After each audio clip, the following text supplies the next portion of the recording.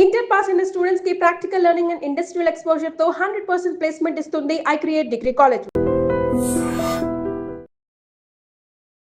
Mind set ఎలా ఉంటుందో తెలుసుకోవడానికి అడుగుతున్నాను. ఆ రోజు ఫంక్షన్‌లో త్రివిక్రమ్ శ్రీనివాస్ గారు స్టేజ్ మీద మాట్లాడిన తర్వాత నిజానికి అవన్నీ గూడా ఆయన సాహిత్య స్థాయికి చాలా తక్కువే ఇంకా. త్రివిక్రమ్ గారు మాట్లాడింది గూడా ఇంకా తక్కువ ఆయన సాధించిన దానికి. కానీ త్రివిక్రమ్ గారు మాట్లాడిన తర్వాత కొన్ని కోట్ల మందికి సిరివెన్నెల గారి స్థాయి, ఆయన సాహిత్య విలువలు ఇంకా బాగా అర్థమైంది. తర్వాత ఆయన పాటల్ని మళ్ళీ వెనక్కెళ్ళి స్టార్ట్ చేశారు. ఒక తరం ఆయనతో ప్రయాణించడం మళ్ళీ మొదలుపెట్టారు.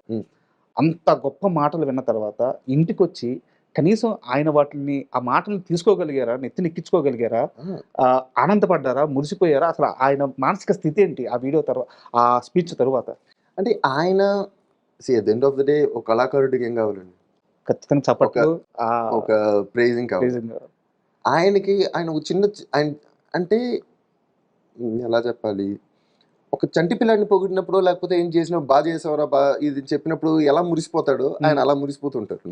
సో ఇలాంటివి జరిగినప్పుడు ఆ రోజైనా సరే, సో ఒక ఎవరైనా ప్రే చేసినప్పుడు భలే మాట్లాడాడు కూడా నా గురించి అన్నట్టుగా, like he enjoy it like a small kid. అప్పుడు చూస్తున్నప్పుడు మాకు ఇంకా ముచ్చట వస్తుందంటే, ఒక స్థాయిలో ఉన్న వ్యక్తి, ఒక రేంజ్లో ఉన్న వ్యక్తి, ఇప్పుడు సిరివెన్నెల సీతారామ శాస్త్రి గారు ఆయన గురించి త్రివిక్రమ్ మాట్లాడారు, కరెక్ట్, చాలా బాగా మాట్లాడారు and everybody knows about it. నేను స్పెసిఫిక్గా చెప్పేది ఏం లేదు. సో అది చేసిన తర్వాత అవును అనో, లేకపోతే ఆ స్థాయిలో అలా తీసుకుని వెరీ గుడ్ అంటే కరెక్టే, బాగా మాట్లాడారు ఇలా అనుకుంటారు జనాలు. ఆయన చిన్న పిల్లలాగా మురిసిపోతూ దాన్ని కొన్ని ఈ మాట భలే చెప్పాడు కదా, ఈ మాట భలే చెప్పాడు అని చెప్పి హీ విల్ ఎంజాయ్ ఇట్. మళ్ళీ త్రివిక్రమ్ గారిని ఇంటికి పిలిచి ఇంకొక 2-3 అవర్స్ దాని గురించి మాట్లాడి, ఇలా బాగా మాట్లాడినప్పుడు తన్ని పొగిడి మళ్ళీ తను వీళ్ళిద్దరు మాట్లాడుకుంటూ ఉంటారు అన్నమాట. So it's give and take. అంటే వాళ్ళిద్దరికి అంత మ్యూచువల్ రెస్పెక్ట్ ఉంది కాబట్టి అంత బర్డ్స్ అంత జెన్యూన్ గా వస్తాయి. అదే త్రివిక్రమ్ గారి లాస్ట్ వర్డ్స్ కూడా అవే కదా, నన్ను అందుకే మన కెలకద్దు, నేను మాట్లాడుతూ పోతాను నేను గురించి మాట్లాడేటప్పుడు వచ్చేస్తుందంటారు. సో ఎందుకంటే నాకు ఆయన బాగా తెలుసు కాబట్టి ఆయనతో మాట్లాడుతున్నప్పుడు అది అంటారు, అది చాలా జెన్యున్ గా ఉంటుంది కాబట్టి ఫీలింగ్ అలాంటి చోట ఫ్లోలో వచ్చేస్తూ ఉంటుంది. అందరి గురించి రాదు కదా అలాగా అంటారు. అండ్ ఆ ఒక్క స్టేజ్ మీదే కదా సార్, తర్వాత ఆయన మీద ఒక పుస్తకం రాశారు అక్కడ కానీ, తర్వాత వారు చనిపోయిన తర్వాత జరిగిన కార్యక్రమంలో కానీ త్రివిక్రమ్ గారు ఆయన చాలా గొప్పగా మాట్లాడతారు, చాలా గొప్ప రచయిత. కానీ సిరివెన్నెల గారి ప్రస్తావన వచ్చిన తర్వాత ఆయన మాట్లాడుతున్నప్పుడు ఆయన చుట్టూ సిరివెన్నెల గారు ఉండిపోతున్నారా, ఆయన పక్కనే ఉంటున్నారా, ఆయన చేయబట్టి మాట్లాడిస్తున్నారా అర్థం కాదు. కానీ ఆయన కూడా ఒక రకమైన స్థితిలోకి వెళ్ళిపోతాడు త్రివిక్రమ్ గారు కూడా. సో నాన్నగారి గురించి అంత గొప్పగా మాట్లాడే ఆయన బంధువు అనుకోవచ్చా, మీకు స్నేహితుడు అనుకోవచ్చా? త్రివిక్రమ్ని సిరివెన్నెల కుటుంబం ఎలా చూస్తుంది? సిరివెన్నెల కుటుంబం ఎలా చూస్తుందంటే, ఇప్పుడు మాకు అంటే నాకు ఆయన బావగారు అవుతారు. అవును, బాగా నేను ఆయన దగ్గరికి వెళ్ళినప్పుడు, ఆయన ఇంట్లో ఉన్నప్పుడు నేను చాలా చనువుగా ఉంటాను. బట్ అది మా ఇద్దరికి ఉన్న రిలేషన్ ఆ జోన్ లోనే పెట్టుకుంటా. సో ఇప్పుడు బయటకు వచ్చినప్పుడు we know that he is Trivikram garu, we know his stature outside. So బయటికి వెళ్ళినప్పుడు అంతే గౌరవంగా అంతే దూరంగా ఉండి ఎక్కువ ఇబ్బంది పెట్టకుండా టైప్ లో ఉంటాం. కానీ ఆయన కూడా అంటే వాళ్ళిద్దరి ఈక్వేషన్ వేరండి. వాళ్ళది ఫ్రెండ్స్ అనొచ్చు, ఎనిమీస్ అనొచ్చు, లేకపోతే అంటే చైల్డ్హుడ్ బడ్డీసా ఏం చెప్పలేము. అందుకే వాళ్ళిద్దరు వచ్చినప్పుడు బాగా ఏమైనా కాఫీ ఏమైనా కావాలో, నాన్నకి టీ ఏమైనా కావాలో అవన్నీ చూసుకుని పెట్టేసి తలుపు వేసేసి వెళ్ళిపోతాం బయట.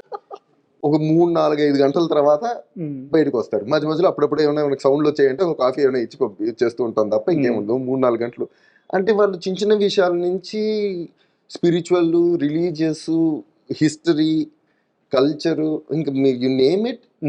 అంటే నేను మా నాన్నగారు చిన్నప్పుడు అట్ ద ఏజ్ ఆఫ్ 16-17 ఆయన కాకినాడలో ఉన్న 2 లైబ్రరీల్లో ఉన్న ప్రతి బుక్ చదివేశారు.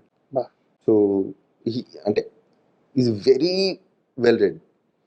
అంత వెల్ రెడ్ నేను పర్సనల్గా నా చిన్న ప్రపంచంలో నేను చూసిన అంత వెల్ రెడ్ ఇంకో వ్యక్తి ఎవరైనా ఉన్నారంటే త్రివిక్రమ్ గారు. సో వాళ్ళిద్దరి నాలెడ్జ్ లో వాళ్ళిద్దరు కొట్టుకుంటున్నప్పుడు మనందరం పక్క నుండి ప్రయోజనం లేదు. వాళ్ళు మధ్యలో కూర్చొని మాట్లాడుతూ భగవద్గీతలో దాని గురించి ఏదో మాట్లాడుతుంటారు. ఆ కార్ల్ మార్క్స్ ఇలా చెప్పాడు కదా ఇంకోటి ఏదో అంటూ ఉంటారు.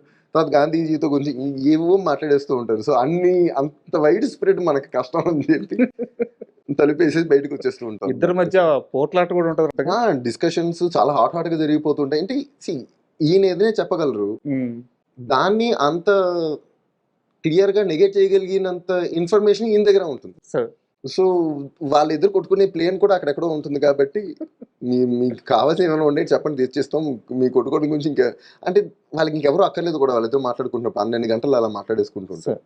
అది కాకుండా ఆయన ఆల్మోస్ట్ 96, 90, 97, 98 ఆ టైంలో నుంచి త్రివిక్రమ్ గారు పెన్ రైటర్గా ఉన్నప్పటి నుంచి నాన్నగారితో కొంచెం చిన్న చిన్న జర్నీ స్టార్ట్ అయింది, పాటలు రాయించుకోవడం వాటి గురించి. ఆ తర్వాత మెల్లిగా అది చుట్టరికంగా మారింది.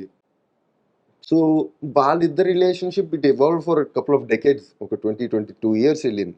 సో అది అది ఎలా చూస్తాము అంటే త్రివిక్రమ్ గారిని మాకు పెళ్ళనిచ్చి మా బావగారు, సో ఆయనకి ఆ రెస్పెక్ట్ ఎప్పుడు ఉంటుంది. At the same time we all know what he is out side.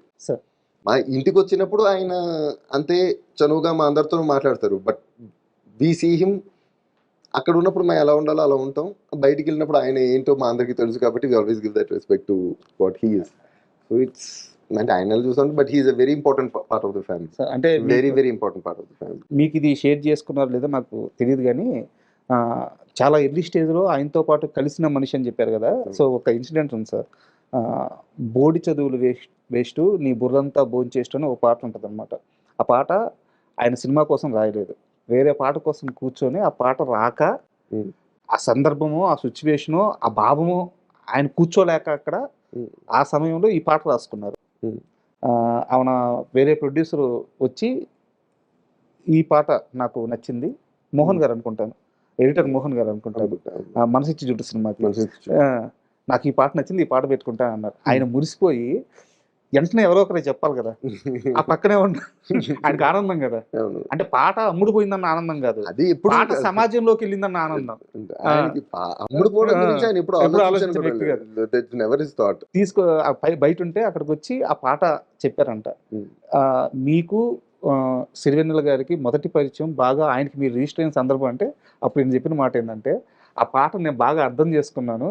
ఒక కవికి ఎదురుగా ఉన్న శ్రోత మంచి శ్రోత అయితే ఆ శ్రోత కూడా గుర్తుండిపోతాడు.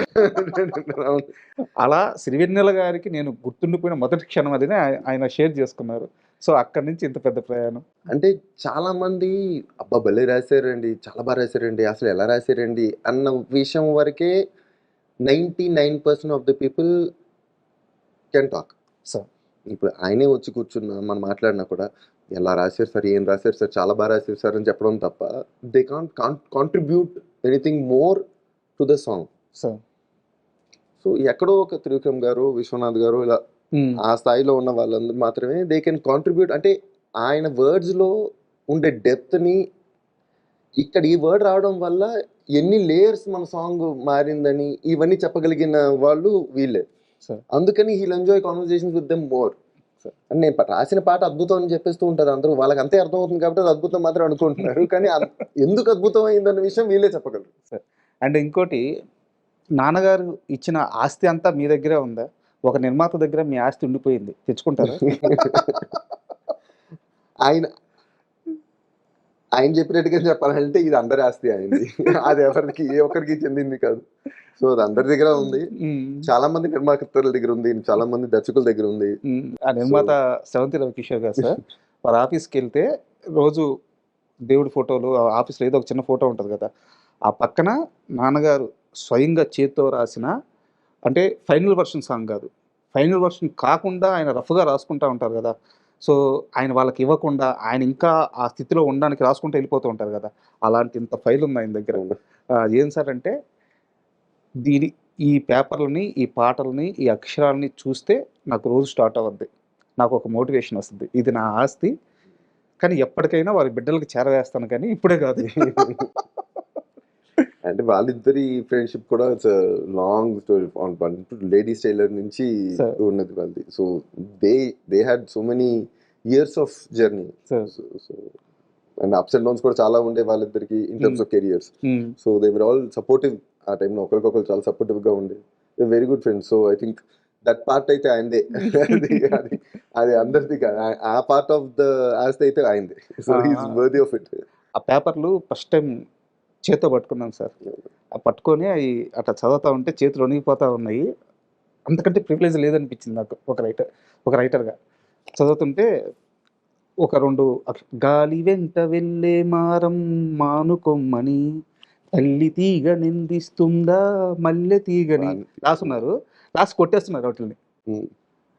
అదేం సార్ ఇది కొట్టేసారు ఏం సార్ అంటే ఆయన అంతకంటే గొప్పదిస్తానంటున్నాడు, అదే చెప్పినాం కదా, ఆయన రాస్తూ పోతుంటారు అంతకంటే గొప్పదిస్తా అంటున్నాడు.